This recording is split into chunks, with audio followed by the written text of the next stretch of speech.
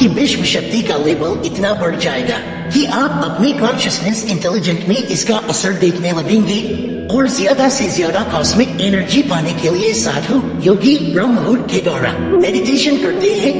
अब ऐसा बिल्कुल नहीं कि कॉस्मिक एनर्जी पाने के लिए आपको मेडिटेशन ही करना जरूरी है, बिल्कुल नहीं। अगर इस समय के दौरान कंसंट्रेशन के साथ किया गया कोई भी काम, चाहे वह पढ़ाई हो, लर्निंग हो या मेडिटेशन हो या कुछ भी हो, उस काम के रिजल्ट आपको एक्स्ट्राऑर्डिनरी ही मिलेंगे। कॉस्मिक एनर्जी के बाद ब्रह्मांड हमें दूसरी चीज देता है, न्यूनतम ध्वनि प्रदूषण। क्या आप जानते हैं कि तेज आवाज का आपके दिमाग पर क्या असर पड़ता है? अगर नहीं जानते तो आज जान लीजिए। हमारे आसपास की आवाजें हमारे ब्लड प्रेशर को इंक्रीज करती है, जिससे दिमाग ठीक तरह से कंसंट्रेट और फोकस नहीं कर पाता।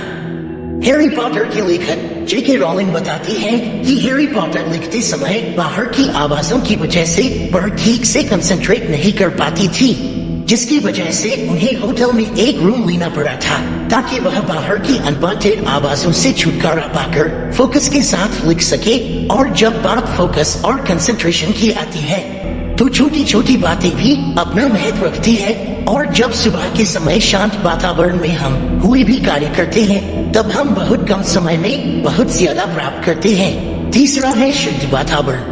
क्या आप जानते हैं कि ब्रह्म मुहूर्त के समय हमारा वातावरण सबसे प्योरेस्ट फॉर्म में होता है?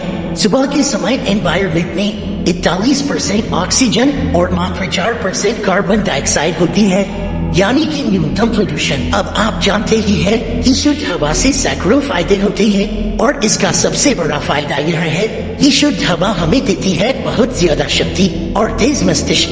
तो आपने देखा कि ब्रह्म मुहूर्त में ब्रह्मांड और प्रकृति हमारा किस तरह से सहयोग करती है।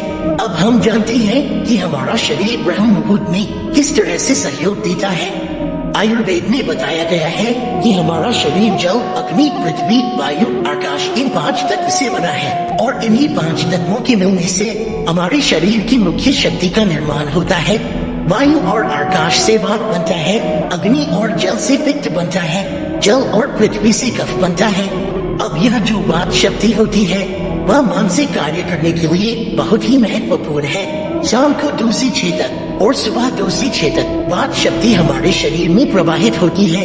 इस समय के दौरान हमें रचनात्मक और बौद्धिक कार्य करने चाहिए, लेकिन वात शक्ति के दरमियान हमें मस्तिष्क से जुड़े हुए कार्य क्यों करनी चाहिए? तो यह जो वात शक्ति होती है वह हमारे शरीर के एक ऐसे चक्र से जुड़ी हुई है जो आध्यात्मिक चेतना को बढ़ाता है, जो हमारी भावनाओं को भक्ति, शुद्ध ईश्वर प्रेम और निष्ठा की ओर मोड़ता है, जिसका प्रतीक हिरण है, जो अत्यधिक ध्यान देने और चौकन्नेपन का बोधक है। और सबसे खास बात, इस चक्र के देवता शिव और पार्वती हैं। शिव चेतना और पार्वती प्रकृति की प्रतीक है, जिससे हमें ब्रह्म का ज्ञान होता है। और इस चक्र का नाम है अनाहत चक्र। और जब ब्रह्म मुहूर्त में वात शक्ति हमारे शरीर में प्रवाहित होती है, ऐसे समय हम कोई बौद्धिक कार्य करते हैं तो यह अनाहत चक्र भी अपना प्रभाव दिखाना शुरू कर देता है। अनाहत चक्र का रंग हल्का नीला आकाश का रंग है। अनाहत का समान रूप तत्व वायु है। वायु प्रतीक है स्वतंत्रता और फैलाव का और आकाश प्रतीक है अनंतता का, जो हमारी रचनात्मकता को, हमारे ज्ञान को अनंत तक फैलाने में मदद करता है। अनाहत चक्र से उदय होने वाली दूसरी शक्ति संकल्प शक्ति है, जो इच्छा पूर्ति की शक्ति है। आपका अनाहत चक्र जितना अधिक शुद्ध होगा उतनी ही शीघ्रता से आपकी इच्छा पूरी होगी। अच्छी गहरी नींद के बाद ब्रह्म मुहूर्त में मस्तिष्क अपेक्षाकृत ज्यादा शांत और क्रियाशील होता है।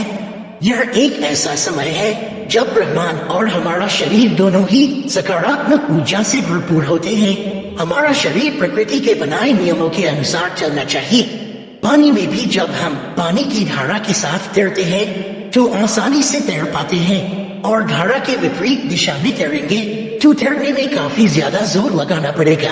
तो इसलिए हमारे ऋषि मुनियों ने बौद्धिक और मानसिक कार्य को करने के लिए ब्रह्म मुहूर्त में उठने की और उठकर जागृत होने की सलाह दी है।